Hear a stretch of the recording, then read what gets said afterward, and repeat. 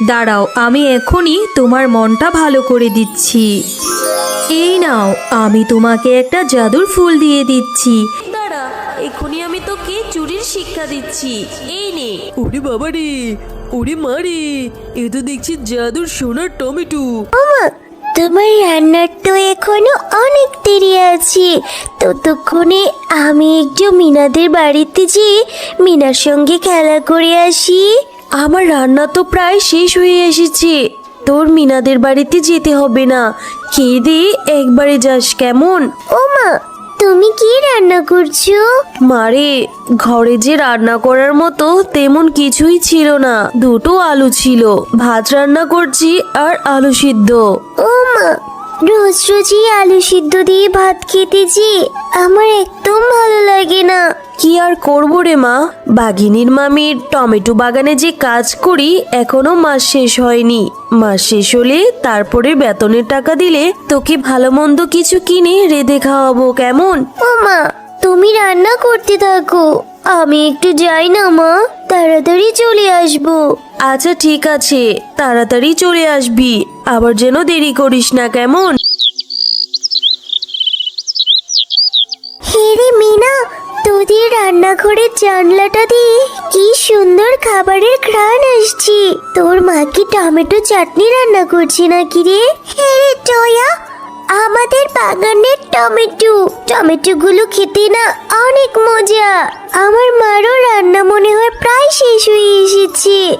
রান্না শেষ হলে আমি টমেটোর চাটনি দিয়ে মজা করে ভাত খাবো।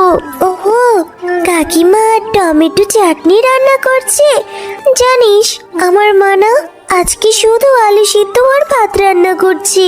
আমার না রোজ রোজ এই আলু সিদ্ধ দিয়ে ভাত খেতে একদম ভালো লাগে না। আমাদের যদি একটা টমেটো বাগান থাকতো তাহলে আমিও মাকে টমেটো চাটনি করে দিতে বলতাম। টয়া, তুই তাহলে আমার সঙ্গে চল, আমি মাকে বলি দুইজন একসঙ্গে টমেটো চাটনি দিয়ে ভাত খাবো, কেমন? কিন্তু মিনা, কাকিমা যদি বকাবকি করে তোকে?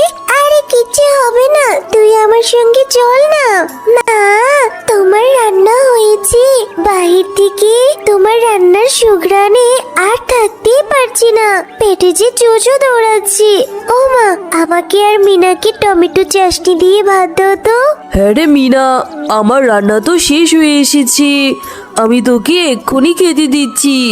কিন্তু তুই আবার এই ছোট লোকের মেয়ে টয়াকে কেন দিতে বলছিস? হ্যাঁ, তোর ক্ষুধা লেগেছে, তোর জন্য আমি এত শখ করে টমেটো চাটনি রান্না করলাম, তুই মজা করে খাবি। তুই কি না আবার এই ছোট লোকটাকে কোথা থেকে জুটিয়ে এনেছিস? হ্যাঁ, আমি একে আমার বাড়ির ভাত দিতে পারবো না, একে এক্ষুনি চলে যেতে বল। ও মা, তুমি ওর সঙ্গে এভাবে কথা বলছো কেন?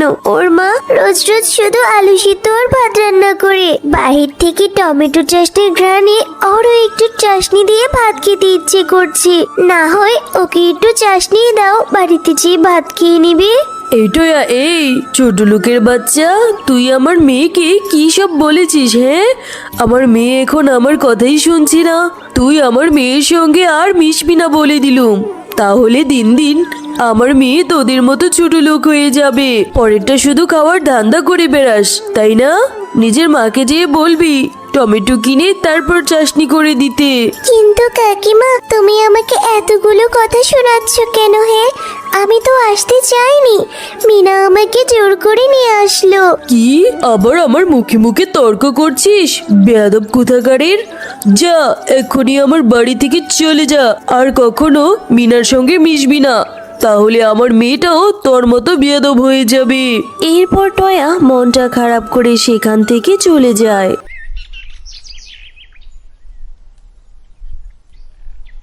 কি রে টয়া, আমি সেই কখন তোর জন্য রান্না করে ভাত বেড়ে বসে আছি, আর তোর কিনা এখন বাড়িতে ফেরার কথা মনে হলো? হ্যাঁ, আমার যে আবার কাজে যেতে হবে। ও মা, মা, আমার না খুব টমেটো চাটনি দিয়ে ভাত খেতে ইচ্ছে করেছে। তুমি আসার সময় বাজার থেকে টমেটো নিয়ে আসবে, তারপর আমাকে চাটনি করে দিবে, তারপর আমি মজা করে ভাত খাবো। এখন আমি কিচ্ছু খাবো না মা। মারে, এখনো যে মাস শেষ হয়নি, মাস শেষ হলে বাঘিনী ভাবি আমাকে বেতন দিবে, সেই টাকা দিয়ে তোর জন্য টমেটো নিয়ে আসবো আর চাশনি করে দেব। ও মা, আমি এই তো কিছু জানি না, না হলে আমি আজকে ভাতই খাবো না। আমার টমেটো চাটনি খেতে খুব ইচ্ছে করেছে। আচ্ছা ঠিক আছে, আমি বাঘিনী মামির টমেটো বাগানে কাজ করার পরে বাঘিনী মামির কাছ থেকে কিছু টমেটো তোর জন্য চেয়ে নিয়ে আসবো, কেমন? ঠিক আছে মা, আমি তোমার জন্য এখানেই অপেক্ষা করছি।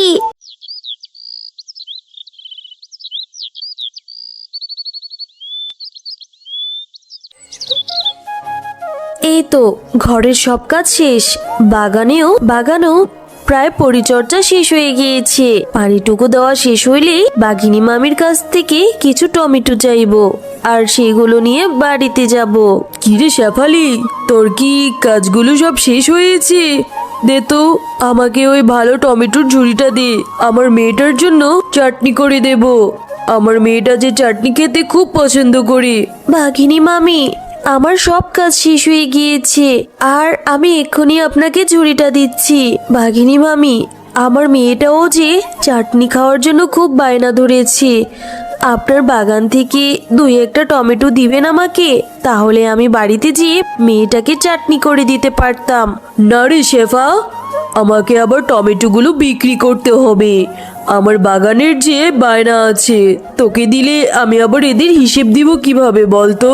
বাঘিনী মামি, আপনার বাগানে তো অনেক টমেটো, এখান থেকে দুই একটা টমেটো দিলে আপনার অনেক বড় ক্ষতি হয়ে যাবে না, বরঞ্চ সৃষ্টিকর্তাও খুশি হবে, আমার অসহায় মেয়েটারও পেট ভরবে। শেফালি, তুই তো অনেক কথা বলিস বাপু। তোদের মতো ছোট লোকদের খেয়ে দেওয়ার কোনো কাজ নেই, পেট ভরা শুধু কথা আছে। এত করে যেহেতু বলছিস, ওই ঝুড়িটাতে যে পচা পচা টমেটোগুলো বেঁচে রেখেছিস সেগুলো বাড়িতে নিয়ে যা। বাড়িতে যেয়ে কেটে কেটে তোর মেয়েকে চাটনি করে দিবি, কেমন? কিন্তু বাঘিনী মামি, টমেটোগুলো যে সবগুলোই পচা, আমি একটা একটা করে বেছেছি ফেলে দেওয়ার জন্য। তোর ইচ্ছে হলে পচা টমেটোগুলো নিবি, না হলে ফেলে দিবি, আমি এত কিছু জানতে চাইনি। যা তো এখন এখান থেকে। আচ্ছা ঠিক আছে, টমেটোগুলো নিয়ে বাড়িতে চলে যাই, দেখি ভালো করে বেছে ভালো টমেটো পাই কিনা। না রে টয়া, এখানে কোনো ভালো টমেটোই নেই, এক কাঁচি ভরা পচা পচা টমেটো। এই টমেটোগুলো খেলে তোর পেট খারাপ করবে। ঠিক আছে মা, এই টমেটোগুলো তুমি আমাদের বাড়ির ঘরের চালে ফেলে দাও, আমাকে তুমি মাসের শেষেই বেতন পেলে টমেটো চাটনি করে দিও। এরপর তারা টমেটোগুলো ঘরের চালে ফেলে দেয়।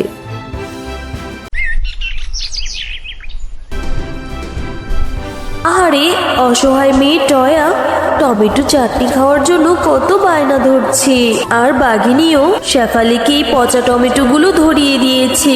আমি এক্ষুনি জাদু করে এই টমেটোগুলো থেকে ওদেরকে সোনার টমেটোর গাছ এনে দেই। এরপর পরে জাদুতেই সেইখানে অনেকগুলো সোনার টমেটোর গাছ চলে আসে। মা, দেখেছো আমাদের ঘরের চালে সেই ফেলে দেওয়া পচা টমেটোগুলো থেকে কতগুলো সোনার টমেটোর গাছ হয়েছে, কত বড় বড় সোনার টমেটো। হ্যাঁ রে মা টয়া, তাই তো দেখছি, সৃষ্টিকর্তা আমাদের উপর মুখ তুলে তাকিয়েছে রে টয়া। আমি এক্ষুনি এখান থেকে কিছু করে টমেটো নিয়ে স্বর্ণকারের দোকানে যেয়ে বিক্রি করে তোর জন্য ভালো মন্দ কিছু খাবারের নিয়ে আসি, কেমন? এরপর শেফালিরা সেই টমেটোগুলো বিক্রি করে তাদের সংসার খুব ভালো মতোই চালাতে থাকে। আর তাদের এই সোনার টমেটো গাছের কথা গ্রামের সকলেই জানাজানি হয়ে যায়। শুনলাম এই শেফালিদের ঘরে চলে নাকি সোনার টমেটোর গাছ হয়েছে, এ কারণেই এখন আর আমার টমেটোর বাগানে কাজ করতে আসে না। কিন্তু কিভাবে হলো? আর যদি সত্যি সত্যি সোনার টমেটো হয়ে থাকে, তাহলে আমি সবগুলো সোনার টমেটো গাছ চুরি করে নিয়ে আসবো। আরে আরে, এই তো ঘরে চালে সোনার টমেটোর গাছ, কথাটা তো সত্যিই ছিল। যাই হোক, আর দেরি না করে এই সোনার টমেটোগুলো এখনই চুরি করে নিয়ে যাই। দুষ্ট বাঘিনী, তুই তো অনেক লোভী, তুই তুই শেফালিকে পচা টমেটোগুলো ধরিয়ে দিয়েছিলি, এখন কিনা ওদের ঘরের চালে থেকে আবার সোনা টমেটোর গাছগুলো চুরি করতে এসেছিস। দাঁড়া, এক্ষুনি আমি তোকে চুরির শিক্ষা দিচ্ছি। এই নে। ওরে বাবা রে, ওরে মা রে, এ তো দেখছি জাদুর সোনার টমেটো। সোনার টমেটো, আমাকে তুমি ছেড়ে দাও। আমি আর কখনো গরিবদের সাথে এরকম ব্যবহার করব না। আমি ওদের সবসময় সাহায্য করব। তখনই ফুলের রানী এসে সেখানে একটি অনেক বড় নেল পলিশের গাছ এনে দেয়। নেল পালিশ আছে, নেল পালিশ। বাচ্চারা, দিদিরা, দাদারা, নিয়ে যাও, নিয়ে যাও। ও শিয়ালিনী কাকিমা, আমি তোমার কাছ থেকে একটা নীল পালিশ কিনে নেব। নীল পালিশ দিতে যে আমার খুব ভালো লাগে। তুমি প্লিজ এখানে একটু দাঁড়াও, আমি এক্ষুনি টাকা নিয়ে আসছি। ঠিক আছে রে মা টয়া, আমি তোর জন্য এখানেই দাঁড়িয়ে আছি, তুই তাড়াতাড়ি আসিস। মেয়েটার জন্য আমার বড্ড চিন্তা লাগছে, কোথায় যে গেল। কাজে আসার সময় একটুখানিও দেখলাম না, সারাদিন শুধু খেলে দুলেই বেড়ায়। কিরে মা টুম্পা, তুই এখানে সারাদিন কোথায় ছিলে? ও মা, মা আমাকে নেল পলিশ কেনার টাকা দাও না। শিয়ালি কাকিমা না নেল পলিশ বিক্রি করতে এসেছে। তুমি তো জানোই নেল পলিশ দিতে যে আমার খুব ভালো লাগে। নেল পলিশ আমার খুব পছন্দ। একটা নেল পলিশ কেনার টাকা দাও না মা। মারে, আমি তো এখানে কোনো টাকা নিয়ে আসিনি, আমি তো এখানে কাজ করতে এসেছি। যাই হোক, ঘরে কিছু টাকা রাখা আছে, সবজি কেনার জন্য রেখেছিলাম। তুই ওইখান থেকেই বরং 50 টাকা নিয়ে যা। মেয়েটা যা হয়েছে না, একদম নেল পলিশের পাগল। এরপর টয়া বাড়িতে গেল টাকা আনতে।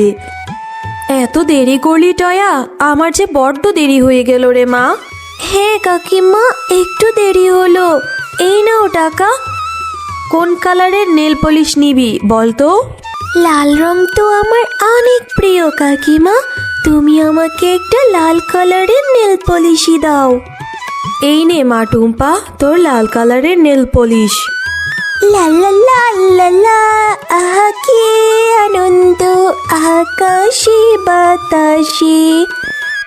কি রে টয়া, গরিব পশুর ছানা হয়ে তুই এইভাবে গান করছিস? কি বলছো কাকলি কাকিমা? আমি গরিব পশুর বাচ্চা বলে গান করতে পারবো না? আজকে আমি বড্ড খুশি। আজকে আমি আমার পছন্দের একটা লাল কালারের নেল পলিশ কিনেছি। হ্যাঁ তাই তো, নেল পলিশটা দেখতে তো খুব সুন্দর। আচ্ছা টয়া, তুই কি ডুব দিতে পারিস? হ্যাঁ পারি তো, এই দেখো আমি কিভাবে ডুব দিই। টয়া এখন ডুব দিয়েছে, আর আশেপাশেও কেউ নেই। আমি এখনই নেল পালিশটা নিয়ে এখান থেকে পালিয়ে যাই। এ কাকুলি কাকিমা কোথায় গেল? আর আমার নেল পলিশটাও তো এখানে দেখছি না। তাহলে কি কাকুলি কাকিমা আমার নেল পলিশটা নিয়ে পালিয়ে গেল?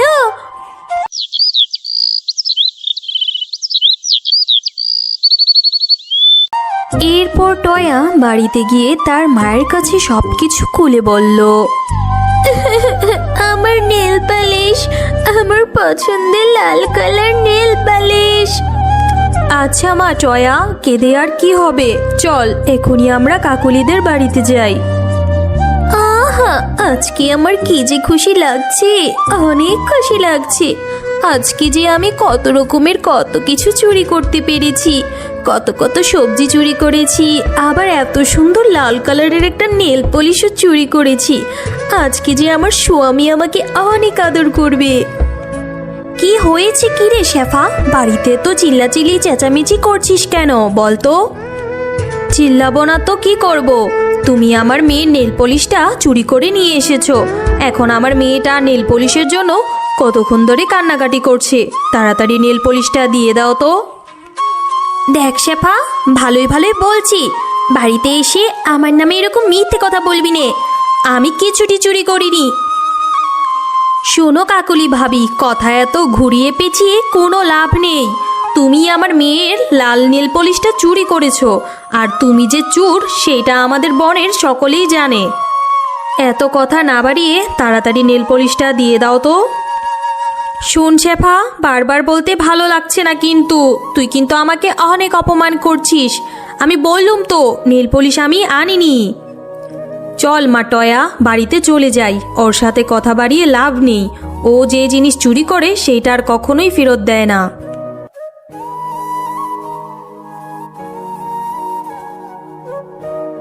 হ্যাঁ, যা যা। আরে কাকুলি, তুই তো বেশ ভালো অভিনয় করতে পারিস। তা এরকম অভিনয় করলে তো সিনেমায়ও চান্স পাবি।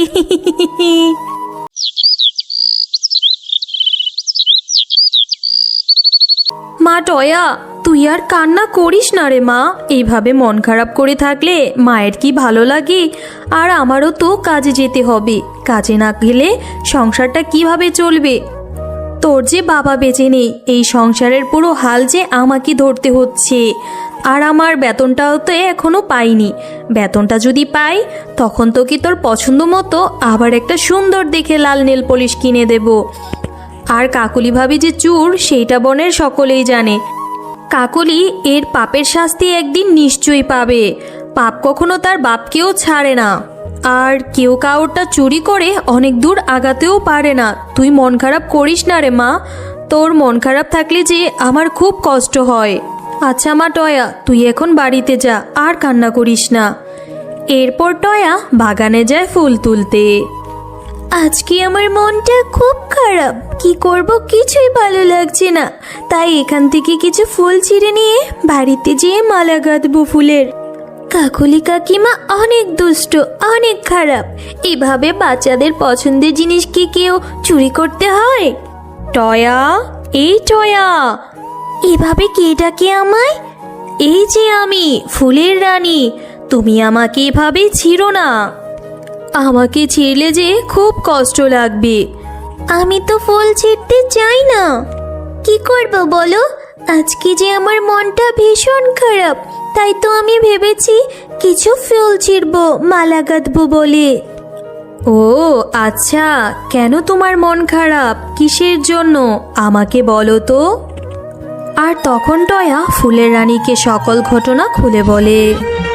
ও আচ্ছা, তাহলে তো তোমার সাথে অনেক অন্যায় হয়েছে, তাই তো তোমার মনটা এত খারাপ। দাঁড়াও, আমি এখনই তোমার মনটা ভালো করে দিচ্ছি।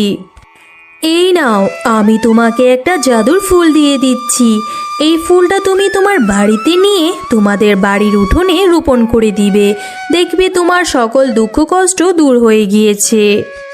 এরপর টয়া তাদের বাড়িতে সেই ফুলটা নিয়ে তাদের উঠোনে রোপণ করে দেয়। এবং টয়া তার মাকে সব ঘটনা খুলে বলে। এইটাও কি সম্ভব রে টয়া? আচ্ছা ঠিক আছে, দেখা যাক তোর কিভাবে দুঃখ কষ্ট দূর হয়। এখন চল ঘরে যাই, সন্ধ্যা লাগবে একটু পরে। রাত যখন গভীর হয়, তখনই ফুলের রানী এসে সেখানে একটি অনেক বড় নীল পলিশের গাছ এনে দেয়। মা মা দেখো, আমাদের উঠোনে কত বড় একটা নেল পলিশের গাছ হয়েছে। আর সেই গাছে কত বড় বড় সুন্দর সুন্দর নেল পলিশ ধরেছে।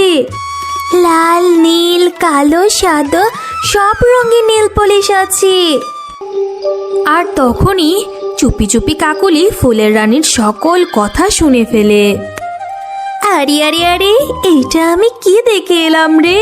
এই তো নেল পালিশের গুডাউন, একটা গাছ ভরা নেল পলিশ। এত এত নেল পলিশ তো আমার চাই চাই। আমি আজকে রাতের মধ্যে এই গাছের সকল নেল পলিশ সাবার করে দেব। আর যখন রাত হয়, তখন কাকুলি চুপি চুপি সেই নেল পলিশের গাছের কাছে যায়। আরে আরে, কত রঙের নেল পলিশ! কোনটা রেখে কোনটা নেব রে আমি? আমার যে সবই কালার লাগবে রে। আমার তো মন চাচ্ছে সবই ছিঁড়ে নিয়ে যাই। হ্যাঁ হ্যাঁ, আমি সবই নিয়ে যাব। দুষ্ট কাকলি, খবরদার বলছি, তুই এই গাছের কাছেও আসবি না, না হলে তোর অনেক বড় ক্ষতি করে আমি দেব।